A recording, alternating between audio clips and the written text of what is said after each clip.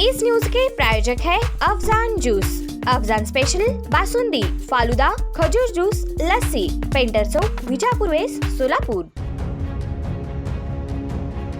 देवेंद्र कोठे म्हणजे कर्तव्यदक्ष समाजसेवक म्हणजेच नगरसेवक। त्यानंतर पहिल्यांदाच ते 4 महिन्यापूर्वीच आमदार झाले। आता आमदार झाल्यानंतर ते गप्प बसेनात, लोकांच्या हिताची कामे करू लागले, तळमळीने लोकांचे काम जाणून घेऊ लागले आणि परिणामी ते सोलापूरकरांचे लाडके आमदार होऊन बसले आहेत। सोलापूरचे हेच लाडके आमदार म्हणजेच सोलापूर शहर मध्यचे आमदार देवेंद्र कोठे सोलापूरकरांचे प्रश्न अधिवेशनात तळमळीने मांडताना दिसून येत आहेत। काल रात्री 11:30च्या दरम्यान थेट त्यांनी सोलापुरातील ज्वलंत प्रश्न मांडला, तो म्हणजे सोलापुरात आवश्यक असलेल्या रिंग रोडचा प्रश्न, जे नसल्या कारणाने सोलापुरात अनेकांचा जीव जात आहे। कष्टकरू गोरगरीब लोक ज्या ठिकाणी राहतात अशा पूर्व भागात, हैदराबाद रोडवर, अक्कलकोट रोडवर किंवा गुरुनानक नगर अशा विविध परिसरात अपघाताचे बळी अनेक जण ठरत आहेत। त्यामुळे सोलापुरातून जाणारी जड वाहन ही रिंग रोड मार्गे वळवण्यात यावी आणि तात्काळ रिंग रोड करण्यात यावा अशी मागणी त्यांनी केली। तसेच लक्षपूर्वक लक्षवेधी हा मुद्दा असल्या कारणाने सोलापूरकरांना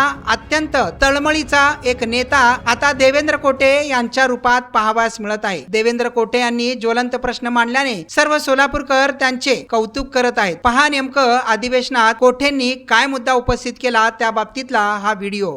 येणाऱ्या या अर्थसंकल्पात अमृतकाल राज्य रस्ते विकास आराखडा 2025 ते 2047 तयार करत असताना सोलापूर शहराला अध्यक्ष महोदय सध्या रिंग रोडची अत्यंत गरज आहे। सीमेवरती शहर असल्यामुळे कर्नाटक, तेलंगणा, आंध्र या तिन्ही राज्यातनं येणाऱ्या जड वाहतुकी हे सोलापूर शहरातनं जातात आणि ह्या जड वाहतुकीमुळे दर आठवड्याला 2 लोकांचा मृत्यू केवळ जड वाहतुकीमुळे सोलापूर शहरात होत आहे।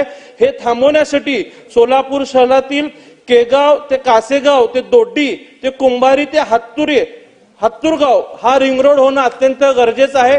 सुरत चेन्नई ग्रीनफील्ड योजनेत या रिंग रोडचा समावेश करण्यात आलेला आहे, परंतु जमीन हस्तांतरित करून घेतल्यानंतर नाही या रिंग रोडच्या कामाला अद्यापपर्यंत सुरुवात झालेली नाहीये।